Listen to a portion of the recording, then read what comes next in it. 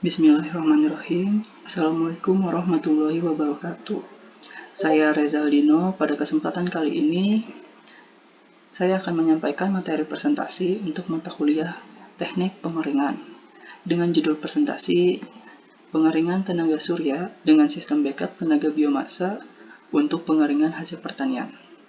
Mari kita mulai presentasinya dari definisi apa itu proses pengeringan. Proses pengeringan merupakan salah satu proses pasca panen untuk berbagai produk hasil pertanian. Pengeringan itu sendiri merupakan suatu cara untuk mengeluarkan atau menghilangkan sebagian besar air dari bahan dengan menggunakan energi panas. Energi panas di sini dapat berupa udara panas, cahaya matahari, atau energi panas lainnya.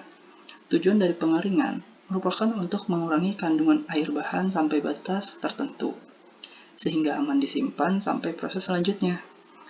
Karena dengan melalui proses pengeringan, bahan pertanian akan menjadi lebih lama disimpan. Volume bahan pun menjadi lebih kecil, mempermudah transportasi, dan masih banyak lagi manfaat dari proses pengeringan ini. Selanjutnya, perbedaan solar dryer dan sun dryer. Alasan peneliti pada jurnal yang direview menggunakan pengeringan solar dryer dibandingkan sun dryer adalah pada sun dryer membutuhkan lahan yang sangat luas, tergantung cuaca, karena jika musim hujan, maka proses pengeringan tradisional ini akan terganggu dan membuat petani menjadi merugi. Mudah terkontaminasi. Nah, mudah terkontaminasi ini berasal dari udara sekitar, misal debu atau lainnya, kemudian dapat dikarenakan adanya hama atau hewan pengganggu, dan mudah sekali terkena bakteri, dan membuat bahan pengering tidak higienis. Kemudian membutuhkan banyak pekerja. Proses pengeringan pun tidak merata. Namun, proses pengeringan ini memiliki harga yang lebih murah dibandingkan proses pengeringan dengan menggunakan alat pengering modern yang menggunakan mesin. Sedangkan pada solar dryer, kita tidak membutuhkan lahan yang luas. Kita juga tidak tergantung cuaca, dikarenakan jika musim hujan atau cuaca yang sedang mendung atau tidak mendukung, ini dapat di-backup menggunakan biomasa. Kemudian tidak mudah terkontaminasi, yang dimana udara pengeringnya lebih higienis dibandingkan sun dryer. Kemudian tidak butuh banyak pekerja, dan proses pengeringannya pun merata. Dan terakhir, harganya lebih mahal. Namun, mahal di sini jika dibandingkan dengan proses tradisional. Namun jika dibandingkan dengan alat pengering modern lainnya, solar dryer dapat dikatakan lebih murah. Selanjutnya, tipe-tipe solar dryer. Cara dikeringkan. Cara dikeringkan di sini maksudnya berdasarkan bagaimana bahan dikeringkan, yaitu ada 3, yaitu tipe solar dryer langsung, yang dimana pada tipe ini radiasi matahari langsung mengenai bahan yang dikeringkan. Kedua, ada tipe tak langsung, di mana radiasi matahari dimanfaatkan untuk memanaskan udara, dan selanjutnya udara panas tersebut dilewatkan pada bahan pengering. Dan ketiga, ada tipe gabungan atau tipe hybrid, di mana tipe ini merupakan gabungan tipe langsung dan tipe tak langsung, yang memanfaatkan radiasi matahari secara langsung pada bahan maupun untuk memanaskan udara untuk mengeringkan.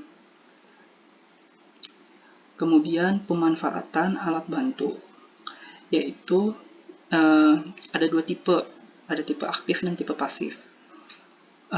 Pengeringan dengan tipe aktif memanfaatkan alat bantu atau alat mekanik seperti kipas atau blower dalam prosesnya. Sedangkan pada tipe pasif ini tidak memanfaatkan alat bantu lain, sehingga untuk sirkulasi udaranya menggunakan sirkulasi konveksi bebas alami. Nah, pada jurnal yang digunakannya adalah tipe gabungan untuk cara dikeringkannya, dan tipe pasif untuk alat bantunya. Selanjutnya kita masuk ke sumber energi. Sumber energi untuk yang dapat digunakan pada alat pengering ini dapat menggunakan energi surya, tentu saja karena kita sedang membahas pengeringan tenaga surya dan biomasa. Kemudian ada kayu bakar, sekam, tempurung kelapa, arang, dan biomasa lainnya. Nah, biomasa lainnya ini seperti ubi-ubian, limbah pertanian, limbah hutan, dan kotoran ternak, dan masih banyak lagi.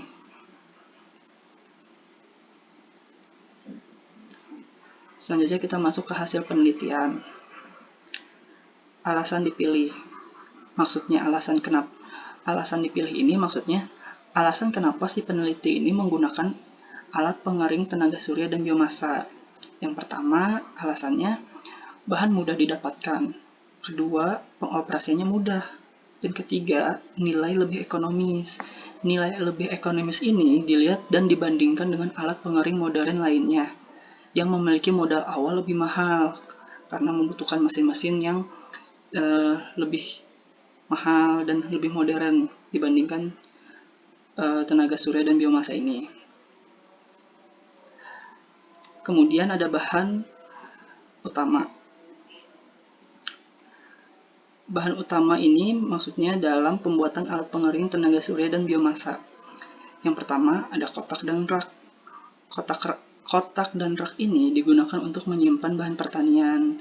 Kotak sendiri terdiri dari dinding luar yang dimana di dalamnya ditempatkan lapisan. Kemudian ada spasi kosong dan dinding dalam. Sedangkan rak ini memiliki atap. Atap rak ini terbuat dari kaca yang transparan yang berguna untuk tempat lewatnya radiasi langsung. Kedua ada kolektor surya yang berguna untuk menangkap sinar matahari dan berguna sebagai radiasi tak langsung dari seng yang dicat berwarna hitam. Ketiga ada sistem backup. Nah, sistem backup ini sistem untuk mengubah biomasa menjadi sumber energi alat pengering tenaga surya dan biomasa yang terdiri dari tungku pembakaran biomasa dan media penyimpanan panas yang diletakkan di atas dan di samping tungku.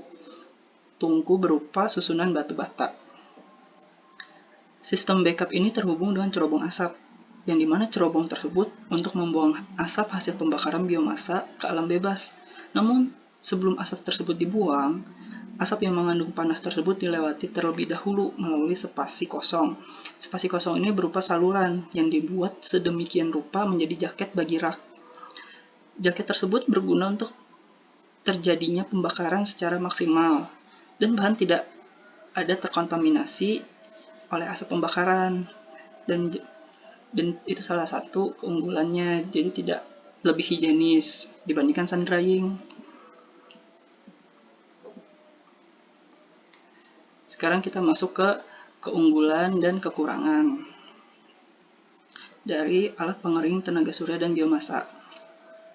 Keunggulan dari alat pengering ini adalah yang pertama, ketersediaan energinya melimpah, dikarenakan wilayah Indonesia merupakan daerah sekitar Khatalustiwa dan negeri tropis yang sepanjang tahunnya selalu disinari oleh matahari. Kedua, berpotensi dalam pengering dengan suhu rendah yang dimana pada suhu 40 hingga 65 derajat Celcius. Kemudian ada udara pemanasnya dapat langsung digunakan. Keempat, udara tidak bersifat kontaminan yang berasal dari debu.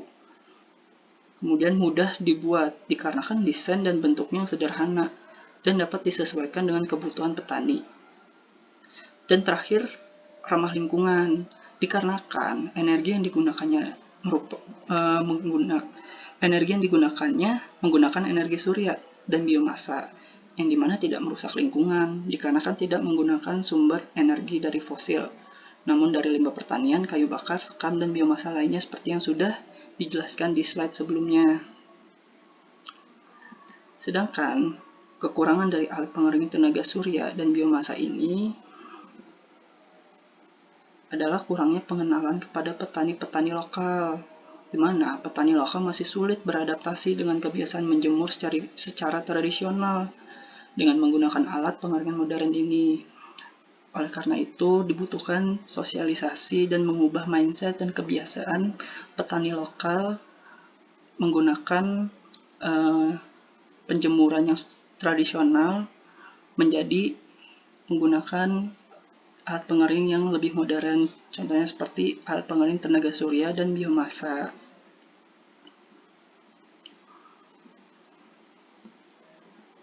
Ya, selanjutnya potensi. Potensi yang dimiliki alat pengering tenaga surya dan biomasa ini salah satunya sumber energi ramah lingkungan dan sangat efektif untuk berbagai pengeringan bahan hasil pertanian dengan temperatur 40 hingga 65 derajat Celcius. Nah, potensi alat pengering ini di Indonesia sendiri sangat besar loh, dikarenakan Indonesia sendiri negeri tropis.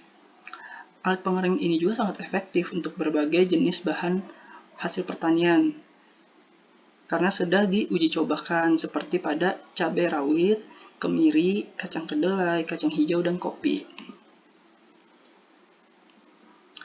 Oke, demikianlah beberapa hal yang bisa saya sampaikan pada kesempatan kali ini. Sebelumnya saya mohon maaf sebesar-besarnya apabila saat penyampaian materi tadi ada kesalahan kata atau pernyataan yang kurang tepat. Bagaimanapun saya hanya manusia biasa yang tidak luput dari kesalahan.